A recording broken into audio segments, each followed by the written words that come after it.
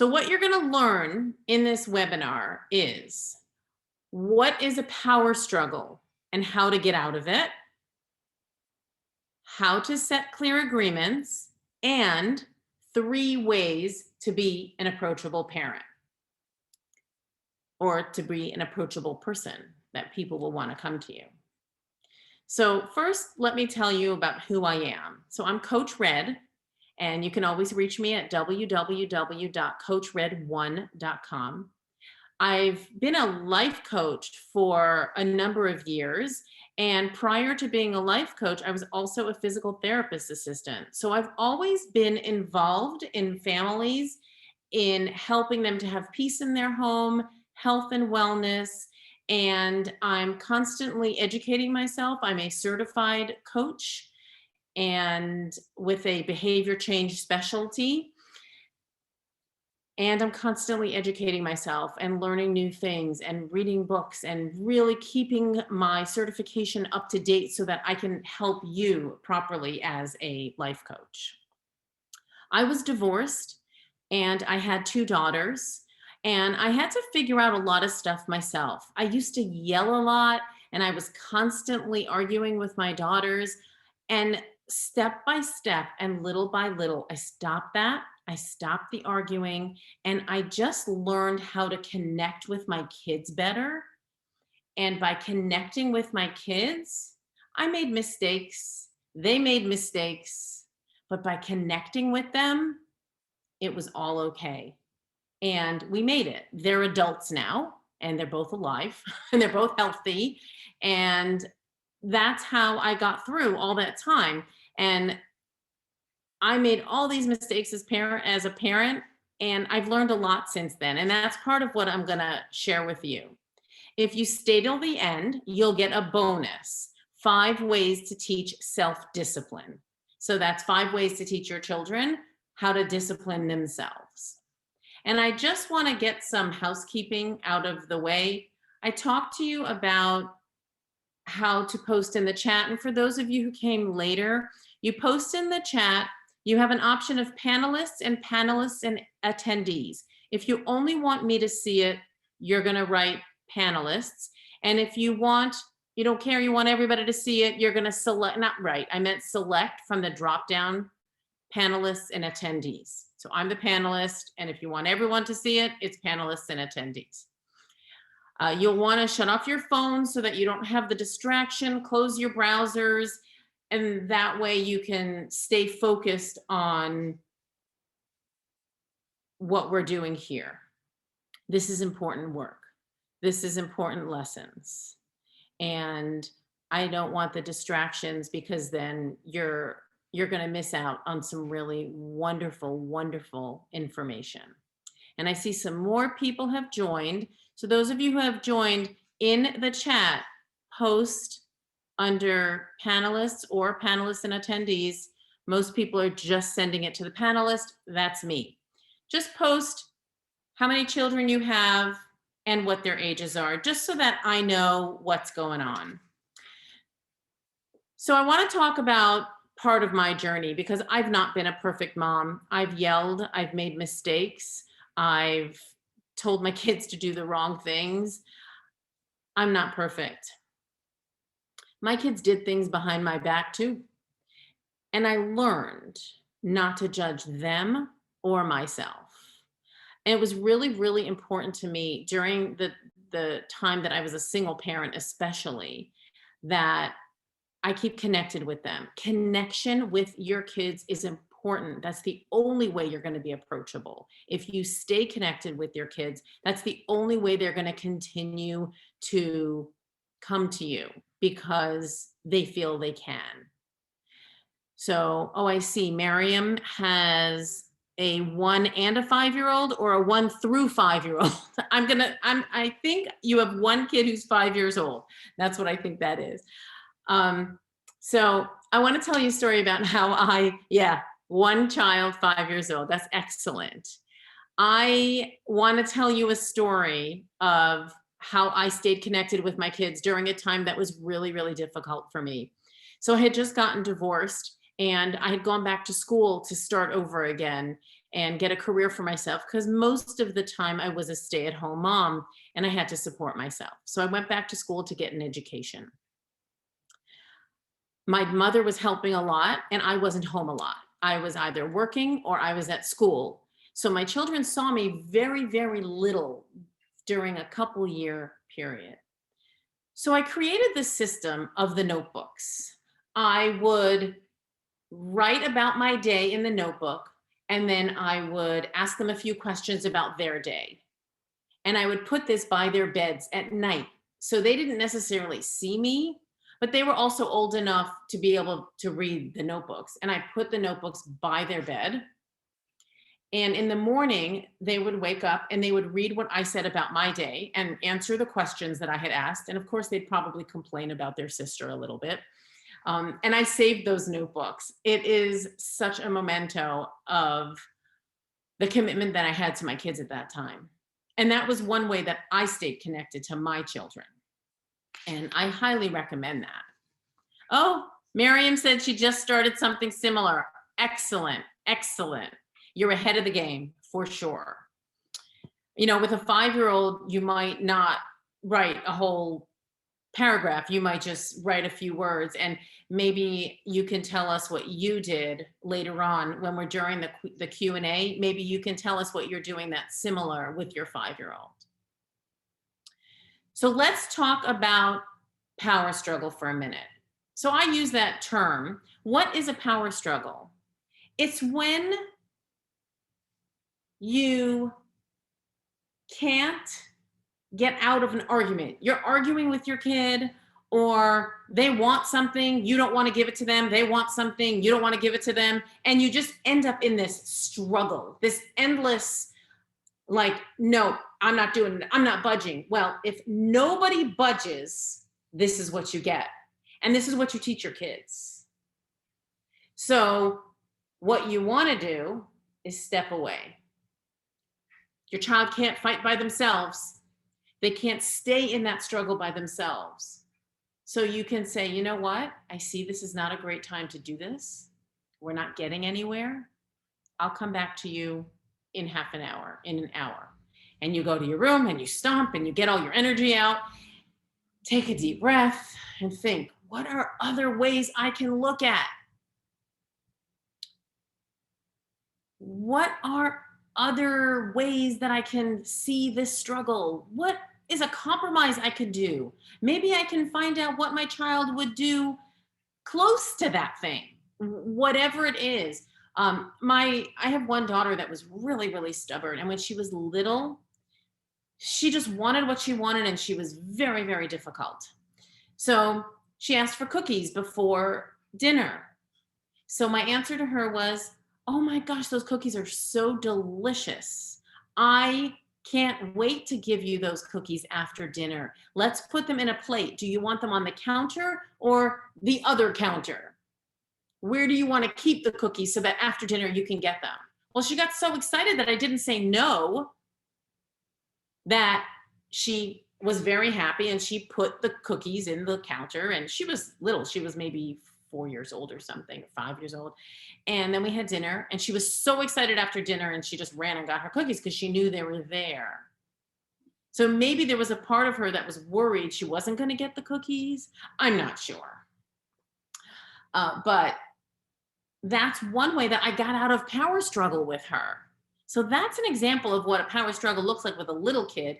With older kids, it's a little bit different because you also have to teach them how you want to be treated. So with an older kid, you're not going to let them back talk to you because that's not appropriate. And that's a whole different webinar. And we can get into that in another webinar for sure. Let's talk about clear agreements, because you want to be in team with your kids. So mostly older kids, you'll be making agreements with them, how they're going to do something, how they're not going to do something. You can do it with little kids also.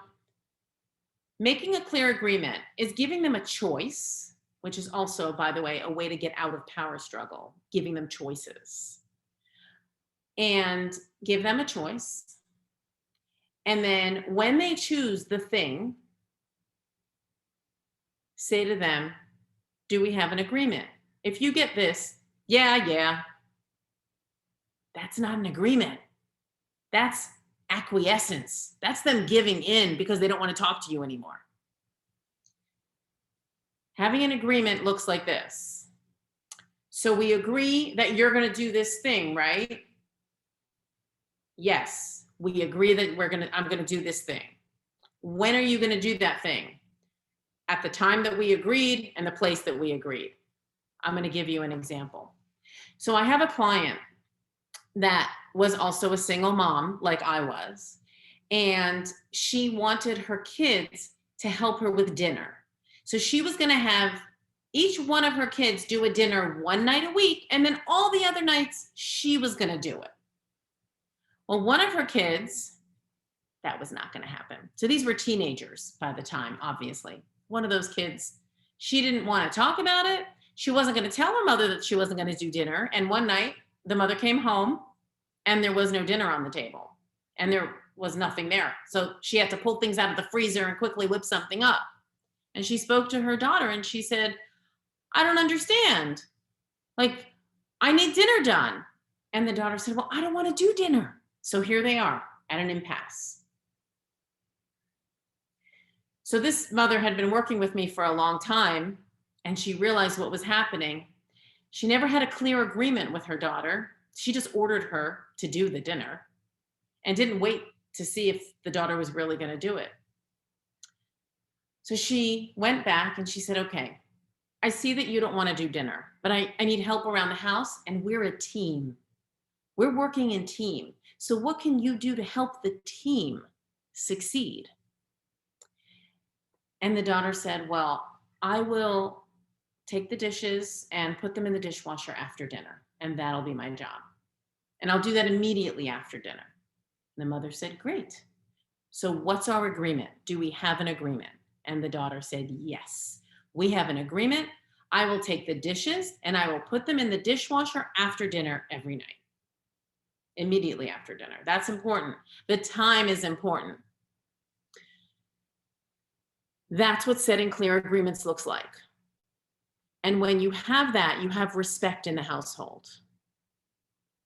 And that's how my client was able to get that kind of success with her daughter. Now, how do you get there? You get there by being approachable, by being the kind of mother or father that your kids will come to.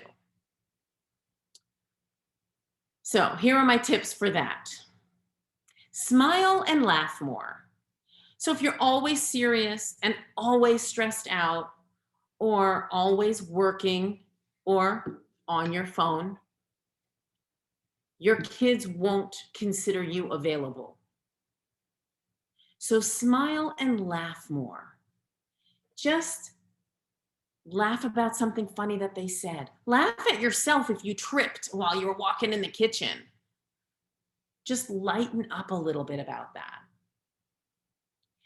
Wave to strangers. I kind of put this in the same category.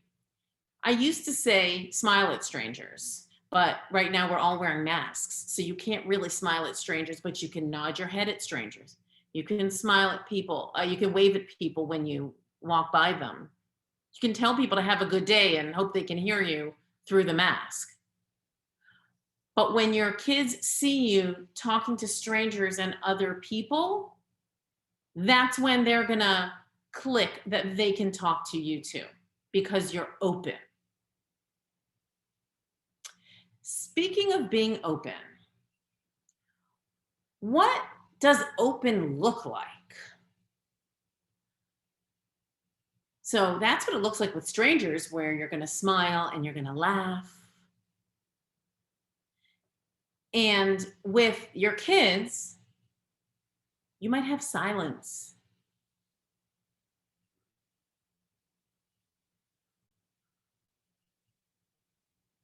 Post in the chat if that few seconds of silence that I just had was a little awkward for you, like you were wondering why I wasn't talking. Let's post in the chat and see how you all handle that. Right? I see Miriam says yes. And I see Serena says yes. And Elizabeth was like wondering what's going on, waiting. In our society, we talk a lot, and there's a lot of noise from music to videos going on and cars swishing by. There's a lot of noise and things happening all the time.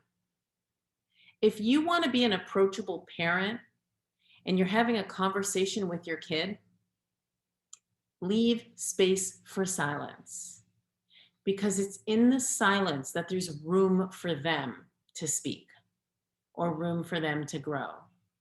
I only had a couple of moments of silence, like seconds, and you guys were like, what's going on? Why isn't she talking? Your kids are going to think it's really weird, just like you thought it was really weird. And yet, it's so important to have silence when you're in the room with them. So if you ask them a question, give them time to answer it. How was your day?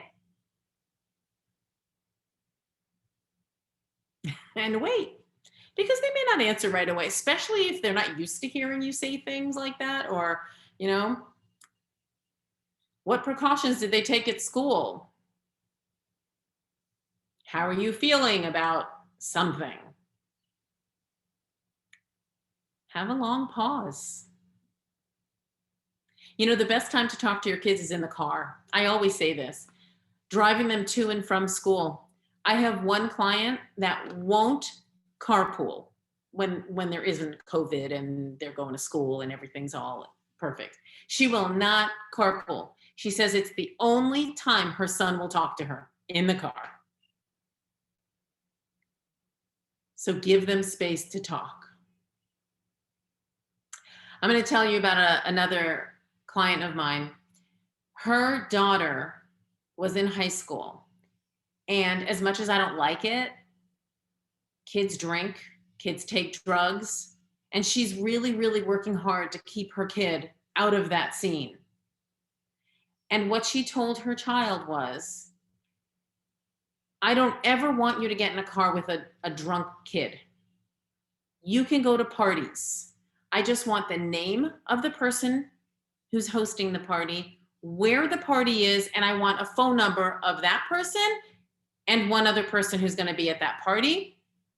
And if anybody goes to a second party after that one, you don't get in the car with them. Call me. I will drive you to that second party. Crazy, right? She said that with a straight face, serious, no problem. You know why? She didn't want her child to drink. She didn't want her child to take drugs. She also wants to make sure that her child is safe and that her child can approach her. And she knows she's not going to judge her. And she did it. Her child called her a few times, but she had all the data she needed. And her child didn't drink as much. She did not take drugs, because she was afraid that if she was going to go to another place or another location, or her mother had to come pick her up, that her mother would see her in that state. So it was actually perfect. So you get to keep your kids safe and you're approachable. The one key for all of this is also your face. No resting bitch face, no anger, no judgment. Just the way I'm talking to you is the way you talk to them. And then you can go and talk to the other parent, or go to your confidant and say, oh my gosh, I can't believe this is happening. I don't want to do this. But you're doing the right thing by showing your approachability. Another good way to be approachable is allow your child to approach you and tell you that he or she is not happy with something that you've done. If there is truth to what they're saying, apologize. Apologize for your part in whatever it was that was happening. So This is a really tough one because emotions sometimes are not 100% truthful to us. Sometimes we feel that something happens in a certain way, but that's just our perception based on our feelings and our experience. So you when you allow your child to express their feelings about something that you did, it's not a yelling match that you're accepting. You're not accepting them pointing the finger and telling you that you're a horrible parent, you're a horrible father, you're a horrible mother. No, none of that is part of this equation. But if you allow them to come to you and say, I really felt that you were bossing me around when you told me to go to my room and I didn't want to. That's just an example that just pops into my head. You always want to be there. You always want to be no judgment on your face and no tone of voice in your mouth. And you say, you know what? That does sound pretty sad. I'm really sorry that hurt your feelings and that wasn't my intention. How can we talk about that again? And you see, Elizabeth is posting that her son approaches her and says that he wants her to be kinder to him. So I think it's possible that your son perceives what you're saying based on an impression he's getting from your face or from your tone. That's what you just posted, from your tone of voice. Really have to get that in check. And if it's possible to practice in the mirror, just talking about the hard conversations. If you catch yourself saying something or yelling at your kid in a voice that you wouldn't want anybody to yell at you, you can go to them too and apologize. Oh, remember that happened? I'm really sorry. I should not have yelled at you. Let me come back to you in half an hour and we'll have this exact same conversation and I will not be yelling at you. These are the ways that you become approachable. These are the ways that you teach your kid that you're human too. You make mistakes and you're open to talking about it and you're open to what he or she has to say about it. Defensive tone. I was just thinking of that. Like when our kids say things to us and we get defensive, that's not what I meant. That's not at all what I was saying. What I was saying was, you shut them down when you talk like that. Validate their feelings first. Think about where what they're saying might be true, or if there's a part of it that might be true. And if you need to step away for 10, 15 minutes, you just tell them, you know what? I feel like I'm not saying things the way I want to. I'm going to come back in 10, 15 minutes and do it. Come back. Don't just say you're going to come back and then not come back, because then they can't trust you. They can't rely on you. Yes. So someone posted, I think it's Elizabeth. She says, treat them the way we want to be treated. You don't want anyone yelling at you. Well, neither do they. And we yell because we become frustrated. And sometimes we have a lot on our plate as parents. And we're like, oh, can't this be easy? Can't parenting just be so much easier? I mean, it can be, but it takes work. When I was first learning how to talk to my daughter in a way that she would respond, I used to cry myself to sleep at night. Because every time I would say the word no, she would flip out. Like just that word. And she was little. She would cry and scream and bang on the door. I couldn't say the word no to her. So I realized, wait a minute, I can say so many of the same things without the word no. Just like the example with the cookie. Or, the kid wants to play and it's 10 o'clock at night. And we're like, okay, let's set the toys up so that we can play tomorrow when you come home from nursery school. It just takes a lot of practice to be able to change your language. And someone said, he's sensitive. Her son doesn't like to hear the word no either. And he's sensitive about it. Because when you say no, you're bossing them around. And yes, you're the parent. We have to teach them what's right and wrong. But there's a way to teach right and wrong for each child. Each child is different. And if we can acknowledge that, then we bring up beautiful, wonderful citizens in the world. And that's what we want.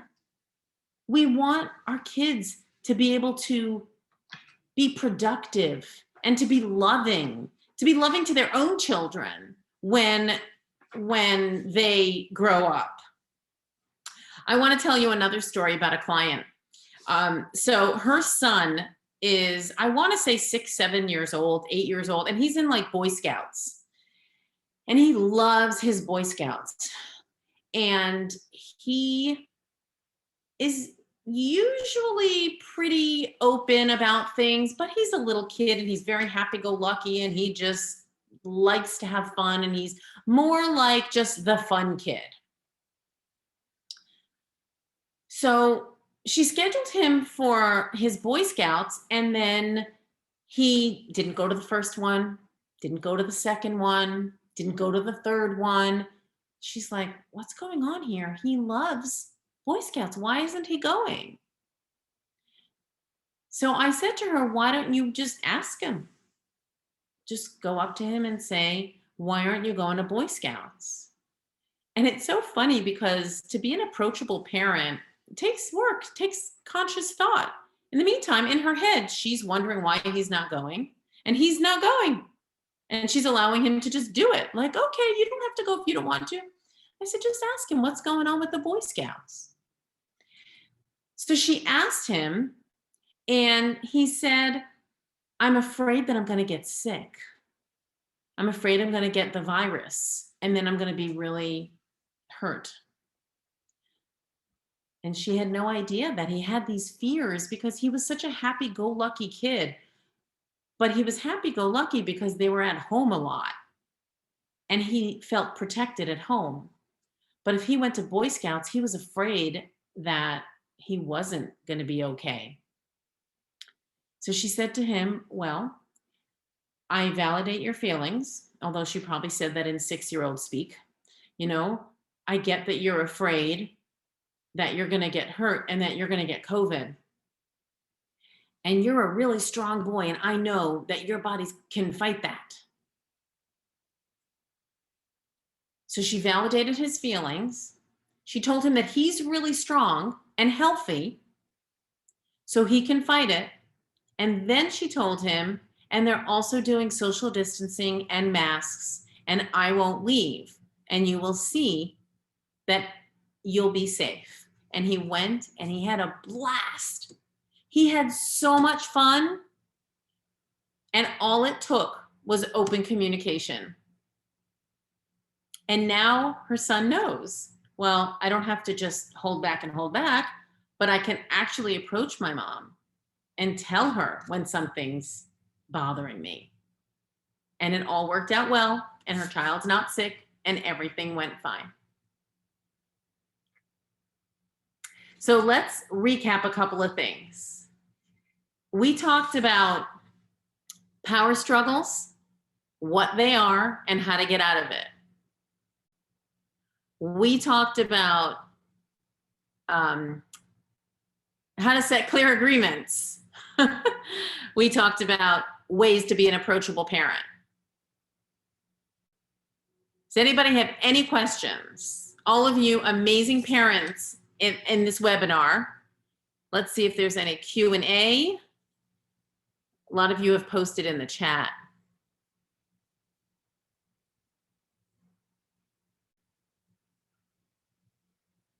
Oh, there we go. Yeah. I've addressed most of these in the talking. So, do you guys feel that you are more equipped to handle being approachable? What in today's talk really stood out for you? So I want you to post that in the chat. And I think there was something that Miriam said at the beginning.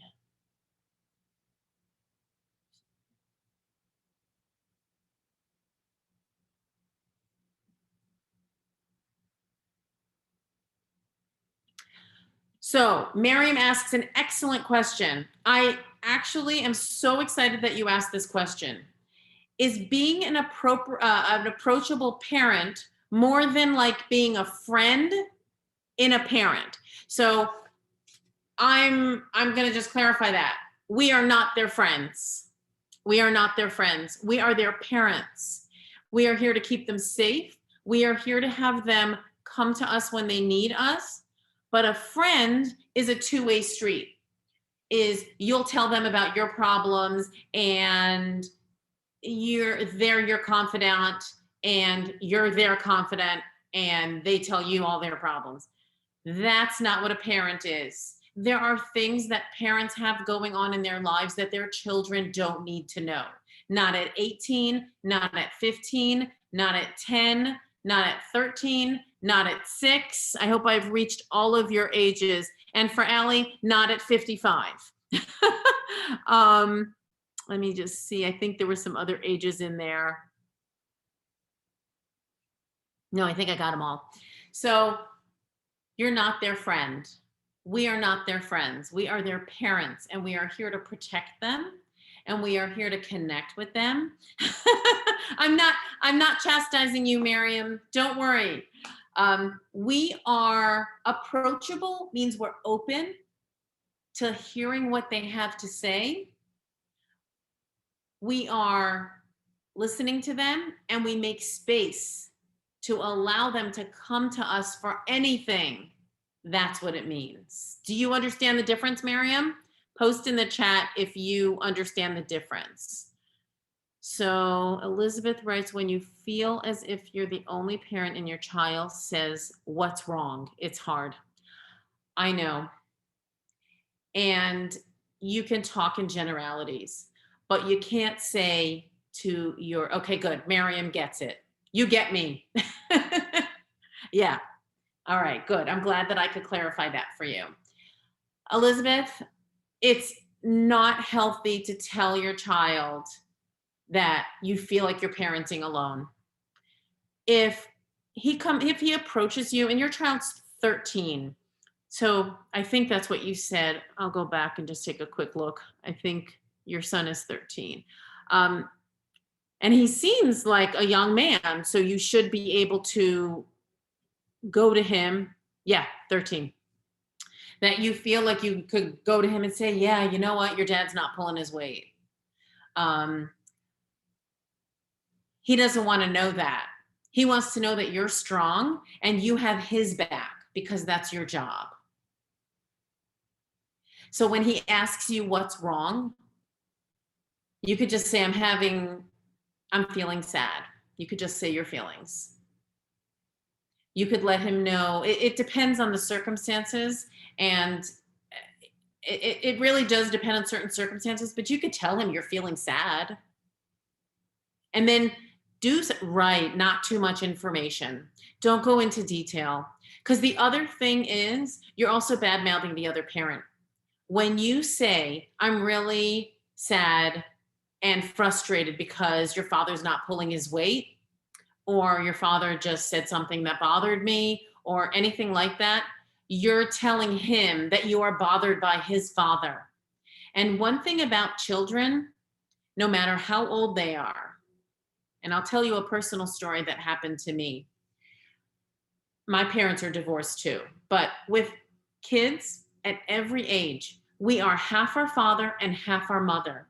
And if ever you badmouth the other side, they internalize that and they say, that's part of me too. And they're going to internalize it and they're going to say, why does she not like that part of me? That's from my father. Or why doesn't he like that part of me? That's from my mother. And I'm going to give a quick story without going into too much detail, but my parents did not have a friendly divorce. And they cannot stand to be in the same room with each other. Mostly my father can't stand to be in the same room as my mother. My mother is a little bit more open. And they divorced when I was in my 30s. So it should have been okay. I mean, I was already divorced at the time. My kids were grown. My father was living in one state. My mother was living in another state. You'd think things were beautiful, right? Well, my dad would say things that are not nice about my mother in very subtle ways. He would say, that woman, or someone ruined my life, things like that. And I'm like, that's not okay because that's my mom. So I said to him, because I'm an adult, it's a little bit of a different situation. I was able to say to him, I don't appreciate it when you talk like that about my mother because I'm half you and I'm half her. And I'd really like to be in relationship with you, and I want to be able to freely talk about whatever we want to talk about. But if you're going to say not nice things about my mother or you're going to call her a name, I don't want to hear it.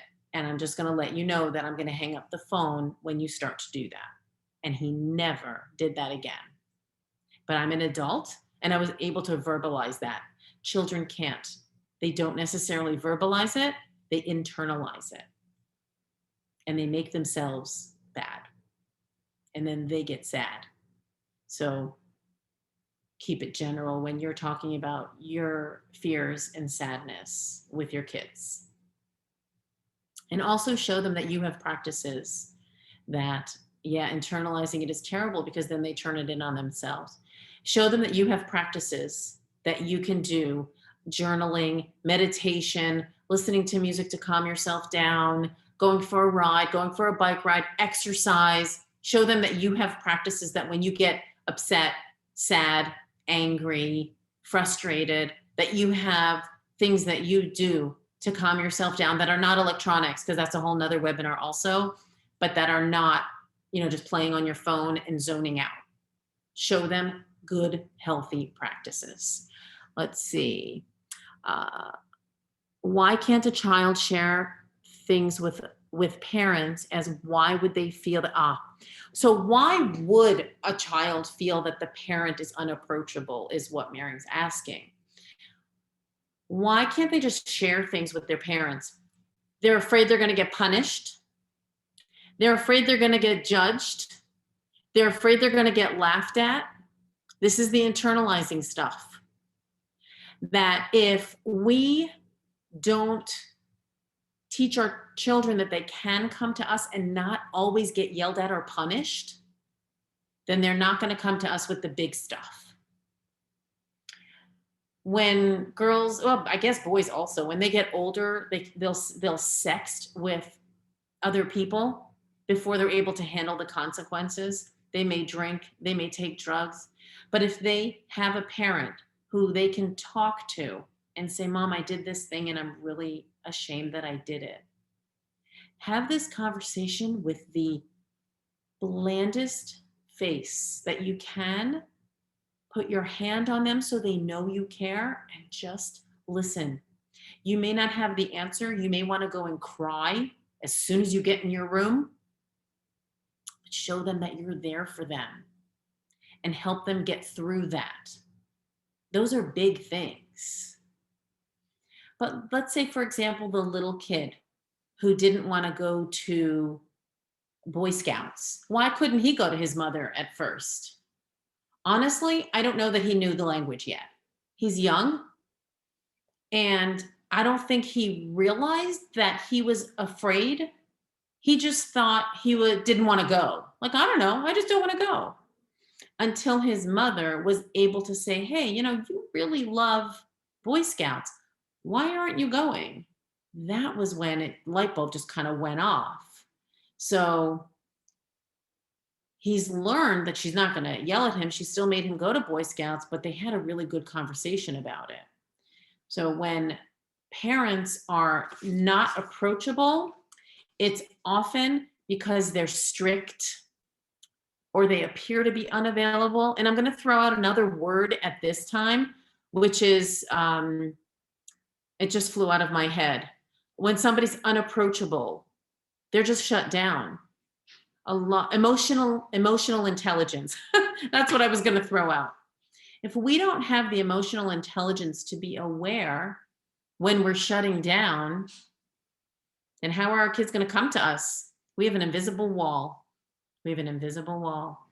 And it's so important for us to learn this so that we create warm, loving, compassionate, empathetic children.